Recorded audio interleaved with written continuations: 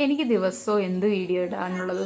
ഹോസ്പിറ്റലിൽ പോകുന്ന വീഡിയോ. ഇതും അതുപോലൊരു ഹോസ്പിറ്റലിൽ പോക്കാണ്. പക്ഷേ മരുന്ന് വാങ്ങാൻ വേണ്ടിയാണെന്ന് മാത്രം. ഡോക്ടറെ കാണിക്കാനില്ല.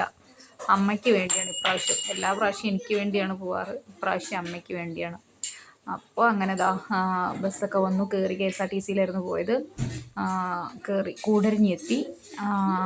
അങ്ങനെ പോയി മുക്കത്തെത്തിയിട്ടോ. മുക്കത്ത് നമ്മളെ ഇരുവഴിഞ്ഞിപ്പുഴയാണിത്. മുക്കത്തുനിന്ന് എനിക്കിനി ബസ് മാറി കയറണം. KSRTCയിൽ നിന്ന് ഇറങ്ങി ഞാനവിടെ പ്രൈവറ്റ് ബസ്സിൽ കയറി. അങ്ങനെ പ്രൈവറ്റ് ബസ് എടുത്തു.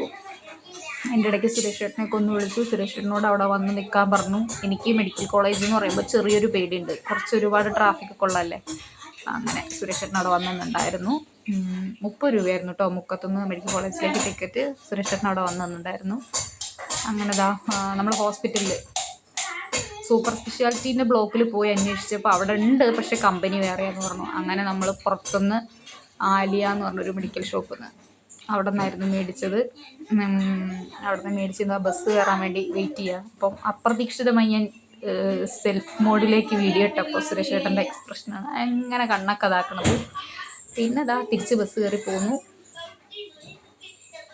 ഇതെന്താ ഭഗവാനെ, ഇത് ഞാൻ എൻ്റെ സുരേഷ് ചേട്ടന് മുക്കത്തെത്തിന്ന് കാണിക്കാൻ വേണ്ടി എടുത്തെടുത്ത് ഫോട്ടോ ആയിരുന്നു. അത് ഇതിലറിയാതെ കുടുങ്ങിപ്പോയതാണ്. പിന്നെ മുക്കത്ത് കുറേ നേരം ബേക്കറിയൊക്കെ വാങ്ങി അങ്ങനെ വെയിറ്റ് ചെയ്തു. കുറേ നേരം, അരമണിക്കൂർ കൂടുതലിരുന്നിട്ടാണ് എനിക്ക് വീട്ടിലോട്ടുള്ള ബസ് കിട്ടിയത്. അങ്ങനെ വീട്ടിലേക്കുള്ള വഴിയിലെത്തി. ബൈ.